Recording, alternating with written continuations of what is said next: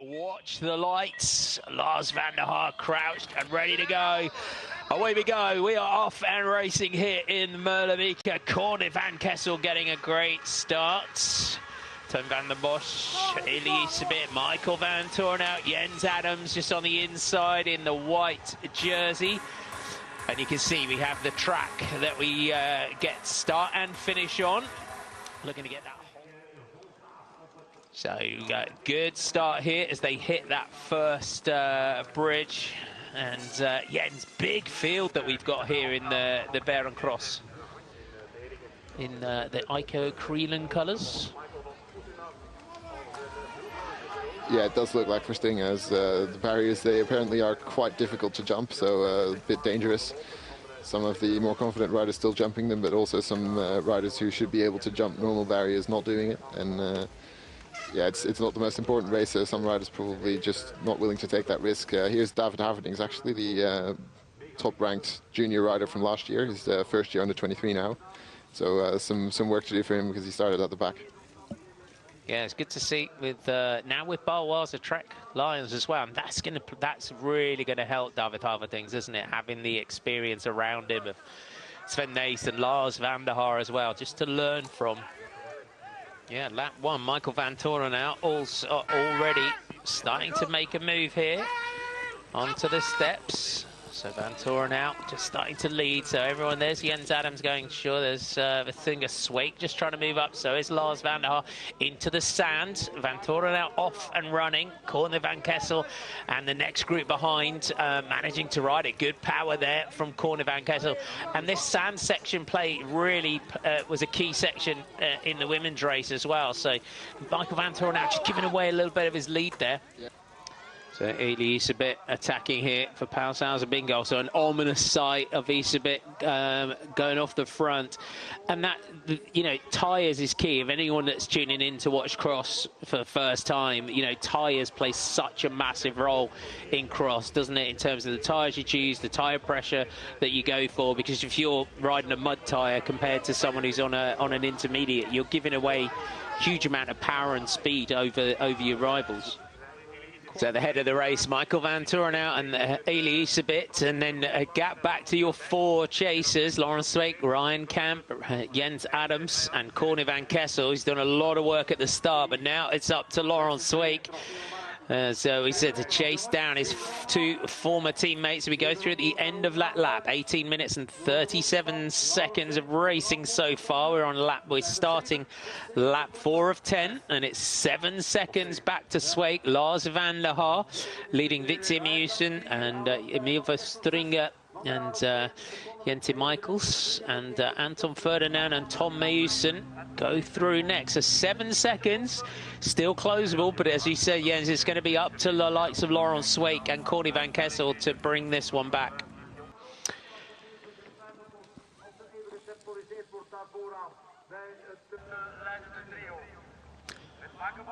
So you have three riders at the front. Michael van Toorn out, the winner of this race on 2 occasions. Laurens Sweek right behind him, then Elisabeth.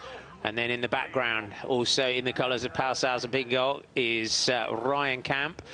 Going to get himself up there and get on terms. Lars van der Haar and Corne van Kessel were next in line.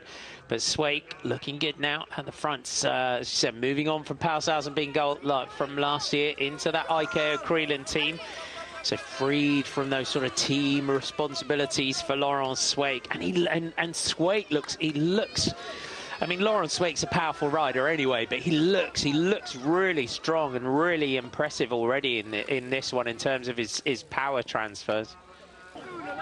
Yeah, it's important not to forget that these riders would be probably could be World Tour riders in their own right, but they choose to do cyclocross because they're, you know, top 5, top 10 in the world, and they could probably be domestiques in World Tour teams quite easily, maybe win a few races as well, but they're just not quite at that level that Wout van Aert and Mathieu van der Poel are, you know, winning classics and winning Tour de France stages. But Elisabeth now making an attack, and this is where the team tactic could come into play, because Van Toorn is already sort of blocking through that turn, I think. Lars heeft de start gemist, maar is nu aan een hele sterke opmars bezig.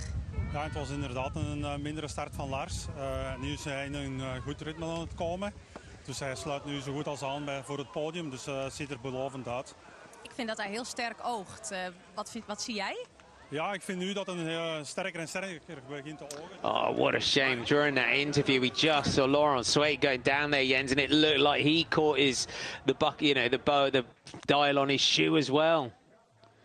Yeah, and I think it wasn't just the shoe. I think he hurt himself there as well. He didn't look too great getting up from that, and that's sort of taken the energy out of the race with, again, the two teammates up front. So it's now going to be up to Lars van der Haar, or a really, really impressive effort from Laurent Sweek to get back from this, because I think he's lost about 20 seconds there. As much traction as possible, but wasn't quite enough to prevent Laurent Sweek coming in with such speed to crash down. But yeah, he's in pain, I think, and yes, his shoe is definitely not completely together anymore. Wonder what is the main thing that's causing him to go slowly, but I think that's the race over for him. And he's got a new shoe and a new bike, so Laurent Sweek is underway again, but you can see just how much time he's lost. You can do your work in the woods, you can do your work in training, but it's just the speed and everything else that goes along with it to get that, as you say, that cross feeling. Yeah, well, that's what some of the riders are missing, I think, especially someone like Verstegen coming in off the back of a pretty serious roadblock or block of road races. If we drop down onto the track, we're going to come round and start lap 8.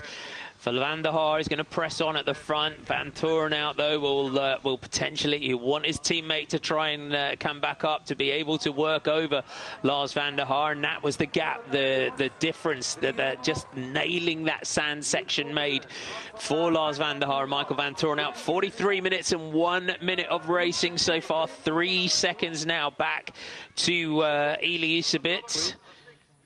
Yeah, it's not easy to communicate, of course. There's no radio communication or anything. It's just trying to shout to your mechanics while you go past the pits in an earlier lap, try to get the right tire pressure or the right tires, and of course it does look like Van der Haar.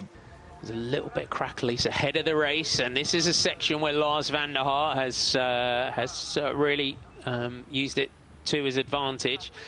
Laurent Sweek taking that staircase very carefully now as well. That's where that was really his nemesis today. Corny van Kessel has had a solid day out. The man here in the yellow, white and blue colours of Tormans Circus, and just exits the sand there. Sweek right on the wheel. Van der Haar and Iserbyt locked in a battle. Baloise Trek Lions and Pauwels Bingo. Huge rivalry between these two teams. Bell lap this time for Michael Van Torenhout leading through, and you can see the gap is growing over the chasers, and Lars Van der Haar with Van Torenhout's teammate just locked right on the wheel. 54 minutes and 57 seconds of racing so far, and you can see the gap now, 17 seconds, Jens.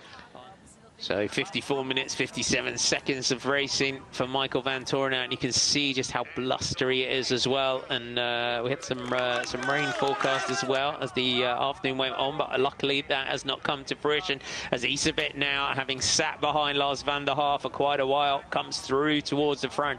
They all want to make it a Pauwels and Bingo 1 and 2. I mean, for anyone outside of Belgium and the Netherlands, Jens, the rivalry between these two teams is absolutely huge, isn't it?